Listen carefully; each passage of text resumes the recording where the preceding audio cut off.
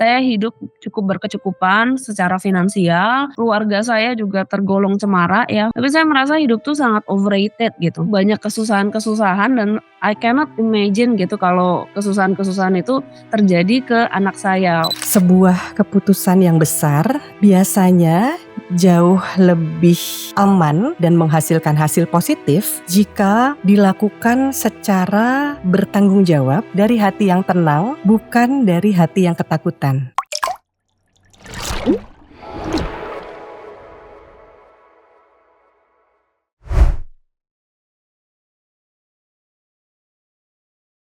Hai, welcome to Wellspring Conversation. Hari ini kita akan kedatangan seorang narasumber yang spesial, yaitu Ibu O, gitu ya. Beliau dari Jakarta. Halo Ibu O. Halo, selamat siang. Terima kasih ya sudah mau hadir untuk acara podcast kita. Seperti apa sih yang ingin dikonsultasikan pada siang hari ini? Oke, nama saya O dari Jakarta, saat ini usia saya early 30. Saya anak pertama dari 2 bersaudara dan statusnya saat ini sudah menikah. Dari awal menikah sama suami sebenarnya saya sudah sepakat untuk paling nggak menunda anak 1 tahun, karena mau beradaptasi dulu dengan kehidupan pernikahan. Tapi unfortunately Covid happened, so rencana untuk punya anak harus di-push back lagi, sampai di tahun 2022 karena desakan dari orang tua, terutama orang tua saya ya. Akhirnya kita mencoba untuk punya anak, tapi keguguran di weeks ke-8. Dari saat itu, entah mungkin karena hormon atau karena depresi, saya juga kurang paham, tapi saya merasa hidup tuh sangat overrated gitu. Kalau kasarnya mungkin banyak banget penderitaan gitu, walaupun saya sendiri sebenarnya nggak kenapa-napa ya. Saya hidup cukup berkecukupan secara finansial, keluarga saya juga tergolong cemara ya, hubungan saya dan orang tua, termasuk ke hubungan saya dengan pasangan tuh cukup akur gitu. Tapi nggak tahu kenapa saya merasa hidup tuh banyak kesusahan-kesusahan dan I cannot imagine gitu kalau kesusahan-kesusahan itu terjadi ke anak saya. Mungkin karena suami saya datang dari keluarga broken home, itu salah satu faktornya mungkin bisa saya over empathetic gitu, karena dia cerita-cerita apa yang terjadi sama dia itu bisa juga. Tapi mungkin ada salah satu hal yang juga jadi pertimbangan saya mungkin karena saya anak pertama dari 2 bersaudara. Jadi saya merasa bahwa saya tuh punya obligated untuk bantu orang tua saya. Walaupun mereka nggak pernah ngomong secara bluntly sih hal tersebut gitu. Tapi misalnya, mereka mengirimkan paket wisata misalnya atau mereka ngomong, "Rumah bocor nih ada yang perlu direnov," gitu. Itu di kepala saya tuh kesannya kayak kode keras bahwa, "Oh tolong bantu," gitu. Padahal mereka nggak pernah secara bluntly minta dananya gitu, tapi di pikiran saya seperti itu. Pertanyaan saya kenapa ya di kepala saya tuh ada kode keras seperti itu, yang memaksa saya untuk kesannya harus banget membantu orang tua, bahkan pernah sampai frustasi, sampai nangis sendiri karena nggak bisa bantu mereka secara maksimal. Terus yang kedua, apakah saya perlu resolve dulu isu ini dengan diri saya dan orang tua terutama, untuk memutuskan mau child free atau enggak. Karena sebenarnya hubungan saya sama orang tua jatuhnya jadi kurang fair ya, karena segala sesuatu itu cuman terjadi di kepala saya, tapi saya jadi bangun boundary sama orang tua. Karena semakin sering saya kontak, semakin keras gitu sinyal untuk mereka minta bantuannya. Padahal mungkin maksud mereka nggak seperti itu, mereka hanya cerita aja. Dan semakin saya jarang kontak, mereka jadi semakin antusias, kurang lebih seperti itu sih, Bu. Terima kasih. Terima kasih banyak Bu O untuk ceritanya. Ini saya pingin bertanya beberapa hal, boleh ya? Boleh. Tadi kan sebenarnya seperti merasa ada kewajiban ya untuk bisa memenuhi apa yang diminta, walaupun sebetulnya permintaan itu tuh tidak betul-betul secara jelas ya mereka sampaikan gitu ya. Betul betul. Nah, boleh tahu nggak ini seperti apa sih dulu relasinya dengan orang tua ketika masih kecil sampai remaja? Mungkin ini cukup berhubungan kali ya, Bu, yang saya kepikiran saat ini adalah saya tuh selalu jadi good girl gitu. Saya cukup berprestasi juga di sekolah, gitu, nggak mau mengecewakan mereka sih lebih tepatnya. Mungkin salah satu saya bangun barrier sekarang adalah karena kalau ada masalah cerita ke mereka itu akan bikin mereka jauh lebih khawatir. Pernah ada satu cerita saya jatuh, tapi saya yang nangis duluan gitu, karena saya takut bikin mereka khawatir. Intinya sih kurang lebih kayak gitu. Selalu merasa pokoknya mungkin mereka harus bisa lihat best version of saya, mungkin gitu kali ya. Oke, jadi, dari dulu itu rasanya selalu perlu menunjukkan best version of you, gitu Mhm. ya? Set Kapan pertama kali rasanya, merasa perlu nunjukin itu? Momennya mungkin nggak kepikiran sih, karena long time ago juga, cuman as far as I remember, saya di rumah tuh selalu jadi seseorang yang selalu diandalkan gitu. Even sampai sekarang pun misalnya mau ke mana, itu misalnya, family holiday, itu mau ke mana, mau booking-nya di mana, nginepnya di mana, bahkan tempat wisatanya mau ke mana, makan di mana, itu tuh bener-bener semuanya saya yang well planned juga. Selalu terbiasa diandalkan juga sama mereka, gitu. Mungkin sesimpel untuk, ganti bohlam dan lain sebagainya aja itu walaupun saya anak perempuan cuman terbiasa, sangat terbiasa untuk diandalkan sama mereka. Tapi nggak tahu ya apakah ini berpengaruh atau enggak omongan-omongan bahwa, cari uang susah itu mungkin paling sering ya. Cari uang susah, jadi anak itu jadi perempuan terutama harus mandiri, terus kurang lebih seperti itu, Bu. Jadi kayaknya tuh saya memang takut sekali mengecewakan mereka gitu. Ketika misalnya berhasil mendapatkan prestasi ya, bisa, tadi kan berprestasi dari kecil gitu ya dan benar-benar berusaha keras untuk menyenangkan orang tua. Kayak apa sih reaksinya orang tua? Nggak ada. Bahkan pernah ada omongan dari ayah saya, ya maksudnya saya juga tahu sih, maksudnya kebanyakan boomers terutama ya memang tidak punya akses seperti ini. Cuman dari ayah saya pernah ada omongan bahwa ngapain kalau berprestasi di info gitu. Karena maksudnya kalau kalau salah dikritik, tapi kalau misalnya berprestasi itu ya udah nggak perlu di-praise atau di apa-apain gitu, ya diam-diam aja gitu. Hmm, kalau tidak ada kata-katanya, ada nggak sih sesuatu yang mereka lakukan, setelah prestasi itu tercapai gitu ya atau setelah, hal baik itu dilakukan? Kalau bilang nggak ada, mungkin saya juga nyaru sama ingatan saya sendiri, tapi mungkin sebagian besar enggak sih, kemungkinan lewat begitu aja gitu. Maksudnya memang mungkin reward buat saya adalah ekspresi bangga mereka, mungkin gitu. Tapi maksudnya kalau secara misalnya dibeliin hadiah atau something atau even bilang mereka bangga aja kayaknya hampir hampir nggak pernah terdengar sih ya, walaupun memang zaman itu nggak lazim mungkin ya. Ya ya ya. Dan sebenarnya kita layak loh ya untuk mendapatkan apresiasi apapun bentuknya kan, apakah Mhm. itu berupa, pujian ya, atau ekspresi bangga tadi ya, atau mungkin, beberapa orang tua itu menceritakan tentang kita dengan, tanggapan bangga kepada orang-orang di sekitarnya, kepada keluarga besar, kepada tetangga gitu misalnya. Yang kayak gitu ada nggak sih? Hampir nggak ada kayaknya ya. Kalau ini Mmm. pun ada mungkin tapi sesekali, tapi, ya as far as I remember sih minim lah, minim sekali sepertinya. Nah, kalau misalnya tadi ya pengen tahu juga kalau misalnya katakanlah habis melakukan sesuatu yang baik, dapat prestasi, apa yang kemudian jadi keuntungan buat diri sendiri?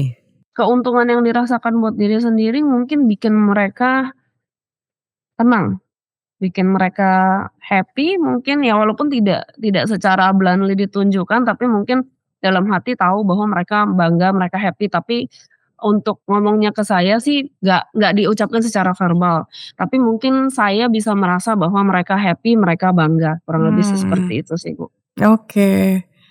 Oke, saya jadi bertanya-tanya nih dari pernyataan terakhirnya Ibu O. Seperti apa sih relasi perkawinan orang tua yang terlihat atau diketahui oleh Ibu O? Cukup harmonis ya, lebih tepatnya sih kayaknya mama saya memang lebih dominan. kebetulan gitu. Jadi secara secara keuangan dan semua-muanya tuh diatur mama, tapi maksudnya papa tuh memang sangat depend on mama gitu, maksudnya dalam arti memang apa-apa yang dicari mama gitu. Misalnya even dia pulang kerja pertama kali, hal pertama yang ditanya pasti mama di mana. Sebenarnya menurutku mereka cukup lovey-dovey ya. Jadi walaupun, ada argue, tapi argue-nya ya sebentar selesai kayak anak-anak gitu. Jadi maksudnya mereka bisa argue, tapi mereka nunjukin ke kita bahwa ya argue begitu, terus habis itu ya resolve, bercanda-bercanda lagi. Oke. Ini kalau kata anak sekarang mah bucin gitu ya, jadinya ya. Ya, iya. Oke. Nah, ini ya, kalau misalnya tadi, Ibu O bilang bahwa, mmm, dari dulu kan selalu jadi good girl gitu ya, terus kemudian takut bikin khawatir, terus kemudian selalu merasa perlu untuk jadi best version of you, gitu ya, jadi andalan.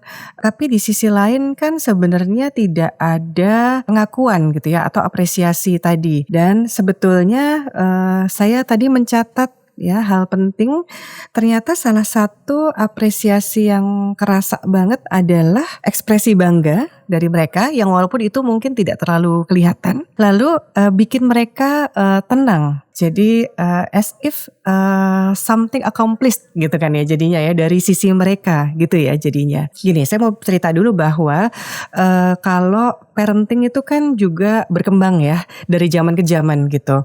Kalau di zaman dahulu kala banget gitu ya, yang disebut parenting yang baik itu adalah menghajar anaknya gitu ya. Artinya kalau misalnya anaknya sampai nggak nurut, itu, bisa dipukul atau diperlakukan, dengan hal-hal yang saat ini kita bilangnya adalah kekerasan dalam rumah tangga gitu. Tapi di zaman dahulu, yang disebut parenting yang baik tuh yang seperti itu, gitu. Nah, kemudian berkembang nih ya, ada, proses parenting yang dianggap lebih baik, yaitu yang, betul-betul memanjakan gitu ya, betul-betul memanjakan anak, sampai si anak tuh pokoknya benar-benar disenangkan gitu hidupnya. Kemudian, disadari bahwa ternyata 2 jenis parenting itu tuh banyak mudaratnya. Karena jadi banyak masalah yang kemudian muncul pada anak-anak dari parenting yang seperti itu. Kemudian muncullah, ilmu psikologi gitu ceritanya. Dan ada, jenis parenting yang istilahnya tuh mungkin dulu pernah dengar, reward and punishment. Jadi itu sebenarnya adalah, salah satu jenis parenting yang dikembangkan oleh ahli-ahli behaviorism gitu ya, ahli-ahli perilaku gitu. Itu sebetulnya menunjukkan bahwa, kalau seorang anak melakukan, kesalahan, eee, itu dikasih punishment atau hukuman ya, sementara ketika seseorang anak melakukan kebaikan, itu dikasih reward gitu. Nah, kemudian itu ternyata belakangan juga baru ketahuan bahwa ada masalah sebenarnya ketika pengasuhan diberlakukan seperti itu gitu.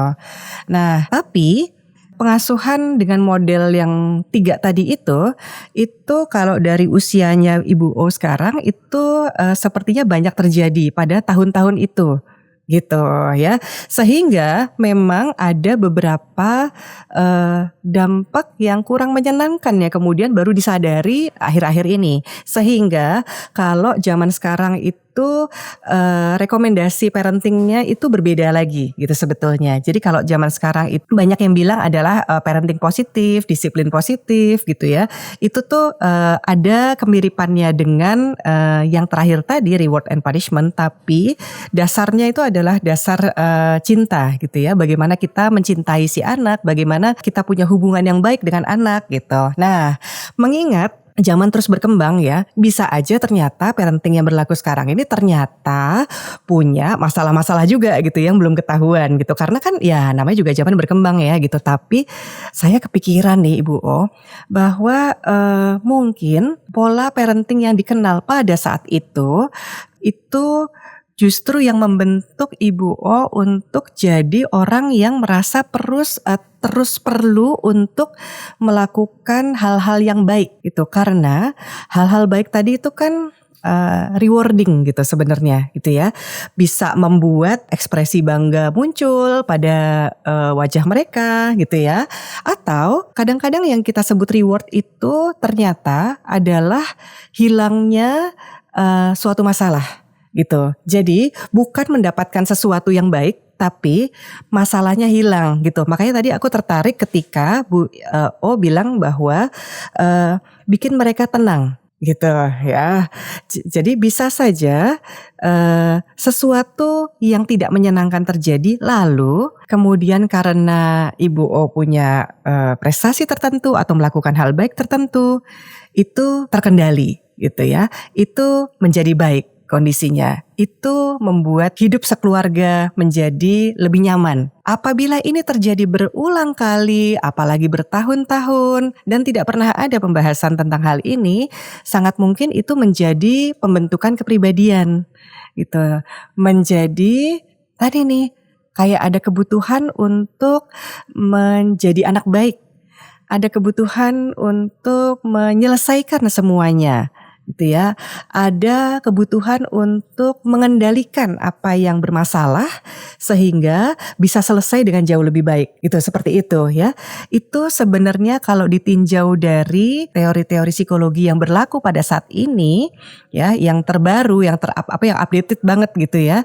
Itu tanda-tanda trauma sebetulnya. Ternyata seperti itu gitu. Tapi kalau zaman dulu kan orang tua nggak tahu ya bahwa mereka membentuk trauma gitu sebetulnya pada anak-anak mereka, karena ya pada saat itu ilmunya baru sampai situ. Kayak gitu tuh. Nah, saya nggak tahu tuh. How do you think, Bu O? Apakah ini mungkin terjadi juga? Ya sebenarnya triggering juga yang tadi Ibu, sampaikan. Mhm. Ternyata benar kayaknya instead of aku craving for appreciation, Mhm. kayaknya lebih ke pencegahan masalah. Karena sebenarnya ayahku tuh ada anger issue ya. Dia sangat mudah Mmm, panik kan orangnya, dan maksudnya laki-laki pada zaman itu kalau panik ya marah I jatuhnya, see. dan Mmm, akan marah gitu dan akan chaos, satu rumah akan bad mood, walaupun nggak mhm, separah sampai banting barang atau anything ya. mhm, Tapi memang kalau secara mungkin dipukul yang tadi Ibu sempat mention ada itu kalau zamanku. mmm, Mmm, tapi maksudnya intinya mungkin, instead of aku mau appreciation-nya, aku lebih pengen keadaan tenang aja tenang. sih. Betul Mhm, betul, karena ayahku mhm, tukang marah-marah lah istilah kasarnya ya. Ya kalau sesuatu nggak sesuai dengan plan-nya dia, itu dia pasti akan panik, dia pasti akan marah-marah gitu, entah siapa yang disalahin pokoknya marah-marah aja. oh. Kebayang deh, makanya jadinya daripada beliau marah-marah, mendingan Mhm, dikelarin, diberesin dulu semua, begitu kan ya? begitu kurang lebih, iya betul, saya juga baru Mmm, sadar. dan ternyata karena perilaku ini sudah terbentuk sekian lama ya, sekian tahun atau bahkan sekian belas tahun atau puluhan tahun kali ya, gitu ya. Nah, ini kan ternyata kalau di tahun ini ya, munculnya bentuknya adalah, tetap berusaha menyenangkan orang tua ya, dan menganggap kata-kata mereka seperti instruksi gitu ya. Kalau nggak salah tadi kan seperti bilang itu ya, kayak kode gitu ya, bahwa mereka, sudah, meminta sesuatu yang mana itu sebetulnya bukanlah kode gitu kan ya. Nah, tapi proses keterampilan atau kebiasaan untuk ibaratnya nih di otak kita ya, keterampilan atau kebiasaan untuk coding kalimat tertentu menjadi perintah tertentu, itu kan sudah terjadi sekian belas tahun atau bahkan sekian puluh tahun. Sehingga ini menjadi sesuatu yang tidak mudah untuk lepas begitu saja, gitu ya. Walaupun kita mungkin tahu, "Ah, ini kan bukan kode," gitu ya. Ibaratnya kita sudah bilang sama otak kita bahwa, "Ini bukan kode, ini cuma informasi." Tapi kan kebiasaannya udah berbelas-belas atau berpuluh-puluh tahun, sehingga memang tidak semudah itu untuk melepaskannya, gitu. Nah, pertanyaan saya, apa yang kemudian direncanakan atau, bahkan sudah dilakukan untuk mencoba mengubah kodenya bukan lagi, sebagai sebuah permintaan, tapi sebagai sebuah informasi, gitu. Nah, Itu apa yang dilakukan? Belum banyak, tapi sejak sharing-sharing sama suami, sama adik, karena adikku nggak merasa demikian sih. Maksudnya saya juga sharing ke adik, "Kok merasanya kalau misalnya mama papa bilang ini rasanya di saya seperti kode ya, kamu gimana?" Gitu. Dia merasa, "Enggak, itu mah cuman cerita aja," gitu. Sama suami juga bilang hal demikian gitu loh. Jadi sejak, banyak sharing juga sama saudara, sama suami saya merasa bahwa, oh iya membatasi diri lah, walaupun begitu muncul, respon pertamanya tetap merasa itu kode, tapi setelah itu saya berusaha untuk, "Oh enggak kok, ini cuman informasi," lebih berusaha untuk menenangkan diri sih, supaya nggak merasa bahwa itu kode atau apa. Oke, tapi ini hal baik sekali yang sudah dilakukan. Mencoba menenangkan diri, kemudian memberi arti yang berbeda. Kan gitu ya jadinya ya. Ini salah satu yang penting banget untuk dilakukan di awal. Kalau kita secara reaktif langsung melakukan sesuatu seperti kode yang sudah terproses gitu di otak kita, maka mungkin saja dengan kesadaran yang kemarin-kemarin ini muncul, setelahnya akan ada rasa penyesalan gitu. Kenapa sih kok jadi ngebiayain lagi padahal itu tuh bukan kode loh sebenarnya gitu. Misalnya seperti itu gitu ya. Tapi dengan Ibu O sudah mencoba untuk stop dulu, menenangkan diri, kemudian memikirkan ulang. Itu tuh sebetulnya langkah yang baik banget gitu. Jadi ini yang juga nanti teman-teman sahabat-sahabat Wellspring ini juga bisa mencoba melakukannya ketika kita tuh sudah punya kebiasaan yang sangat sulit untuk kita ubah, setidaknya kita coba lakukan secara lebih bertanggung jawab, gitu ya. Jadi misalnya tadi dengan cara stop dulu, kemudian kita mengobservasi apa sih sebetulnya yang sedang terjadi pada diri saya saat ini, ya. Lalu kemudian kita memikirkan ulang apa sih sebetulnya yang saya pikirkan dan apa yang harusnya bisa saya lakukan, gitu ya. Dengan kita tenang, ini kita bisa memproses atau memikirkan alternatif-alternatif yang bisa dilakukan selain daripada sesuai dengan coding yang awal tadi gitu ya, langsung membiayai gitu misalnya seperti itu gitu. Nah, itu udah bagus banget Bu O. Mungkin akan masih perlu ada beberapa proses lagi untuk bisa memantapkan supaya codingnya tadi benar-benar jadi berubah gitu ya Ibu O ya. Nah, saya tapi mau tanya lagi, tadi kan sudah sempat menyampaikan juga bahwa pada saat ini nih jadinya punya keinginan untuk child free gitu ya dengan suami. Sejauh ini apa yang kemudian terasa sebagai kaitan antara permasalahan diri dengan child free ini? Karena takutnya anak saya mengalami hal serupa gitu, karena, saya tipenya kan lumayan over empathetic ya, bahkan maksudnya dari cerita suami yang broken home aja tuh saya ikut sedih gitu loh buat dia, I feel sorry for him gitu. Jadi saya takut kalau punya anak, akan mengalami walaupun belum tentu ya, tentu, maksudnya dengan parenting yang berbeda hasilnya, result-nya akan berbeda, tapi udah ketakutan duluan aja di awal gitu, dan takutnya jatuhnya akan jadi parents yang buruk karena akan jadi overprotective gitu mungkin ke anak gitu, semuanya nggak tega, which is itu juga bukan cara yang baik sebenarnya gitu. Ya ya ya. Berarti sebenarnya keinginan child free ini antara lain karena adanya ketakutan untuk mengulangi hal yang serupa, seperti itu ya? Ini ada beberapa hal baik sebetulnya yang disampaikan oleh Ibu O gitu ya. Adanya kesadaran bahwa kita mungkin mengulangi kesalahan-kesalahan yang dilakukan oleh orang tua kita, itu membuat Ibu O jadi menginginkan child free. Saya yakin ini berasal dari keinginan untuk melindungi ya generasi-generasi yang di bawah kita gitu, dan ini adalah hal yang sangat positif gitu, dan saya mengapresiasi sekali hal ini. Dan saya nggak akan mengatur ya, maksudnya siapalah saya gitu ya, masa memutuskan boleh child free atau enggak gitu ya, bukan itu gitu ya, kapasitas saya nggak di situ. Tapi mungkin yang saya kepingin ingatkan saja,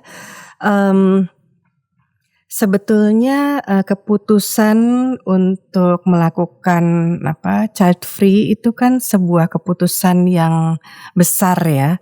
Memiliki anak atau tidak memiliki anak itu adalah keputusan yang besar gitu. Nah, sebuah keputusan yang besar biasanya jauh lebih aman, jauh lebih, berdaya dan menghasilkan hasil positif jika memang dilakukan secara bertanggung jawab, dari hati yang damai, dari hati yang tenang, sudah tersembuhkan, bukan dari hati yang ketakutan. Bahwa tadi ada ketakutan untuk mengulangi, apa yang pernah dialami oleh diri sendiri atau dari suami kepada anak, mungkin bagian yang itu yang masih perlu diproses. Karena ketika justru landasan dari keputusan ini adalah ketakutan, kita mungkin tidak bisa bersikap sepenuhnya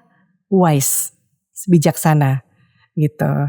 Kita mungkin menjadi terlalu rasional atau justru terlalu emosional, dan keduanya bukan hal yang direkomendasikan gitu.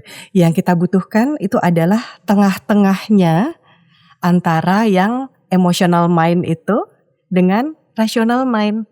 Jadi yang kita sebutnya biasanya wise mind gitu ya, pikiran yang bijak. Itu berarti sebuah pikiran yang memang sungguh menyadari penuh apa yang kita rasakan, misalnya ketakutan, kesedihan, kemarahan, tapi juga menyadari penuh gitu ya, sebetulnya tanggung jawab, logika itu apa yang bisa dialami gitu di dalam kehidupan kita ke depannya gitu. Dan kalau memungkinkan Bu O bisa memproses lagi isu ketakutan ini supaya betul-betul nantinya keputusan apapun ya, apakah tetap akan child free atau tidak, itu adalah keputusan yang memang bertanggung jawab, yang betul-betul lahir dari seorang yang memang dewasa secara mental dan punya kedamaian hidup, bukan karena dasarnya adalah ketakutan. Berarti maksudnya, personal issue saya sebenarnya masih berhubungan dengan, masih mempengaruhi lah keputusan saya untuk child free ini ya, termasuk yang tadi saya ceritakan tentang hubungan dengan orang tua dan lain sebagainya gitu ya. Jadi sebaiknya isunya dibantu di-resolve dulu supaya bisa berpikir dengan lebih jernih gitu ya Bu maksudnya? Iya, saya duga begitu ya.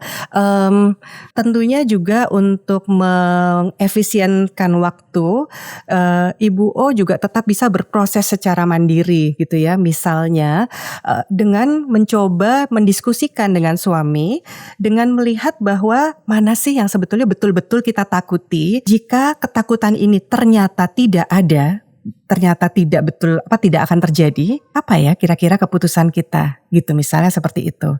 Jadi proses itu tetap perlu ada, sementara proses yang didampingi profesional saya duga akan tetap perlu ada. Gimana menurut Bu? Lumayan membantu Bu insight-nya, terima kasih, saya juga sambil banyak catatan buat diri sendiri juga. Cuma mungkin yang masih pengen saya tanyakan, kalau, masalah boundary saya dengan orang tua, apakah itu langkah yang tepat untuk saya lakukan sekarang ya, selain untuk berusaha untuk mengubah kode itu dijadikan sesuatu yang lebih netral, apakah, boundary saya dengan orang tua itu termasuk action plan atau langkah yang perlu dilakukan sekarang? Karena semakin saya avoidance, istilahnya semakin saya jarang kontak atau semakin saya menjauh tuh mereka semakin anxious sebenarnya, Iya. semakin tanya, "Kenapa? Di mana?" Dan lain sebagainya gitu loh. Sedangkan di kepala saya kalau saya makin sering kontak semakin kencang nih kodenya. Jadi saya jadi Betul, triggering panik. ya sebetulnya, saling Mhm, men-trigger, saling memicu, kecemasan satu sama betul lain gitu ya. Oke, betul. Bu O sayang sekali kita nggak bisa membahas ini secara panjang lebar, tapi singkat kata, yang namanya boundaries itu bukanlah sebuah benteng kaku gitu ya. Dia memang seperti menjadi sebuah tembok ya, atau bahkan benteng yang katakanlah terbuat dari baja, tapi ada pintunya.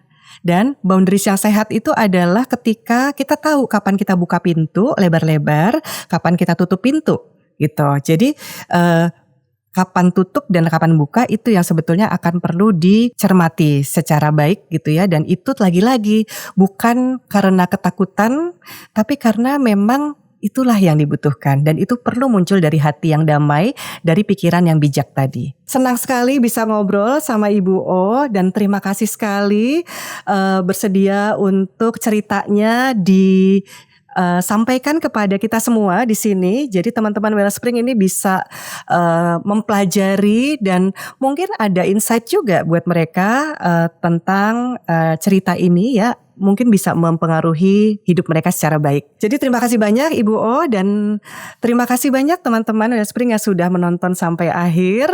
Sampai jumpa di episode Wellspring Conversation selanjutnya. Dah.